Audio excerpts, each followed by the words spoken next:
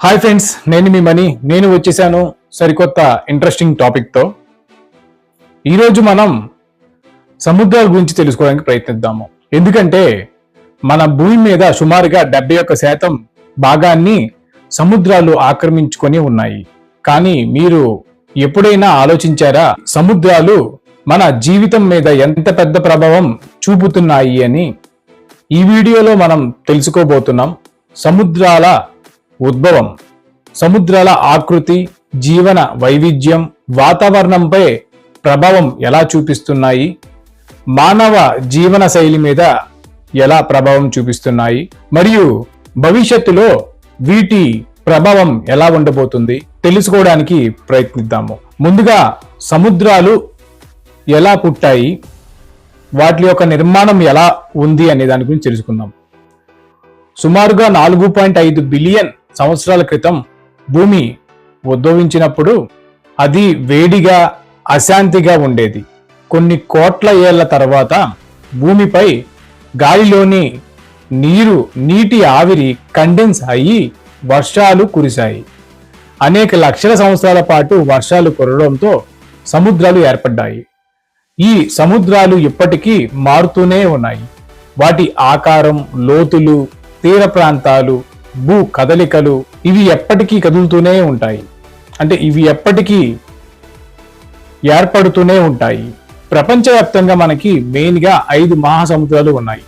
Pacific ocean, Atlantic ocean, Indian ocean, Arctic ocean మరియు southern oceans ఉన్నాయి.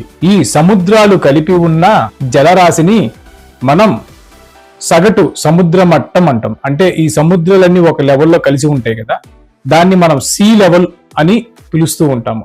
ఇది భూమిపై భూభాగాలను కొలతలకు ఒక ప్రమాణంగా తీసుకుంటారు. సముద్రాల్లో జీవ వైవిధ్యం మరియు వాతావరణ ప్రభావం ఎలా ఉంటుంది అనే విషయం గురించి తెలుసుకుందాము. సముద్రాల్లో మనం ఊహించనంత జీవరాశి ఉంది. ఇది ప్లాంక్టన్ నుంచి భారీ వేళ్ళు, తిమింగలాల వరకు విస్తరించి ఉంది. కొన్ని ప్రభుత్వాలు అయితే మాత్రం సముద్రాల్లో మనం ఇంకా 80% మాత్రమే కనుగొన్నామని అంటున్నాయి. ఇప్పుడు సముద్రాలు మన భూ వాతావరణాన్ని ఎలా ప్రభావితం చేస్తున్నాయో చూద్దాం. సముద్రాలు సూర్యకాంతిని గ్రహించి వేడిని నిలుపుకొని ఉంటాయి. ఇవి గాలిలో సాంద్రతను పెంచే వర్షాలు కురిపించేందుకు సహాయపడతాయి. సముద్ర ప్రవాహాలు, జల చలనం ద్వారా పగటి రాత్రి ఉష్ణోగ్రతలు సమతుల్యతకు సహాయపడుతూ ఉంటాయి. సముద్రాల్లో ఉండే ఆల్గే లాంటి జీవరాశి గాలిలో 50% వరకు ఆక్సిజన్ను ఉత్పత్తి చేస్తూ ఉంటాయి. ఇక్కడ సముద్రం నీరు ఉప్పగా ఎందుకు ఉంటుంది అనే ప్రశ్నకు సరైన వివరాల గురించి తెలుసుకుందాం. వర్షం ద్వారా పడి వచ్చిన నీరు కొద్దిగా అసిడిక్ గా ఉంటుంది. ఇది భూమిపై ఉన్న రాళ్లను, మట్టిని క్రమంగా కరిగిస్తుంది. ఆ ప్రక్రియలో సోడియం క్లోరైడ్, కాల్షియం లాంటి ఖనిజాలు నీటిలో కలుస్తూ ఉంటాయి. మినరల్స్ నిండి ఉన్న నీరు నదుల ద్వారా సముద్రాలకు చేరుతుంది. ప్రపంచవ్యాప్తంగా వేలాది నదులు తమతో పాటు కొద్దిగా ఉప్పును సముద్రంలోకి తీసుకెళ్తూ ఉంటాయి. సూర్యుడి వేడితో సముద్రం నుంచి నీరు ఆవిరైపోతుంది, కానీ ఉప్పు అక్కడే మిగిలిపోతుంది.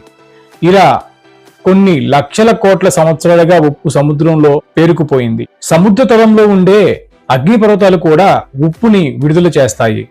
వీటిలో వస్తున్న హాట్ మినరల్స్ కూడా సముద్రానికి ఉప్పును చేరవేస్తూ ఉంటాయి. నదుల నీరు ఉప్పగా ఎందుకు ఉండవు అంటే అది కొంత దూరం మాత్రమే ప్రయాణిస్తూ ఉంటాయి. లవణాలను మోసుకుపోతూ లవణాల మోతాదు తక్కువగా ఉంటుంది మరియు అది తరచూ కొత్త నీటితో కలుస్తూ ఉంటుంది. కానీ సముద్రాలు పెద్దవిగా ఉండి ఉప్పును నిల్వ చేసుకొని ఉన్నాయి. ఈ విషయాన్ని కొంచెం ఇన్డెప్త్ గా చూసినట్లయితే సముద్రపు నీరు ఉప్పగా ఉండడానికి గల కారణం భూమి మీద నీరు నదుల ద్వారా లవణాలు రావడం, సముద్రం నుంచి నీరు ఆవిరైపోవడం, కానీ ఉప్పు మిగిలిపోవడం ఇవి మేజర్ గా జరిగే కారణాలు. సముద్రాల ద్వారా మానవ జీవితం, భవిష్యత్తులో ప్రమాదాలు మరియు వాటిని ఎలా పరిరక్షించుకోవాలి అనే విషయం గురించి తెలుసుకుందాము. సముద్రాలు మానవ జీవితానికి ఎంతో అవసరం ఉంది. వాటి వల్ల 90% అంతర్జాతీయ ట్రేడ్ సముద్ర మార్గాల్లోనే జరుగుతుంది. చేపలు, సముద్ర శాఖలు మనకు ప్రోటీన్ పోషకాలు అందిస్తాయి. సముద్ర తీరాలు పర్యాటక రంగానికి కేంద్ర బిందువుగా కూడా ఉన్నాయి.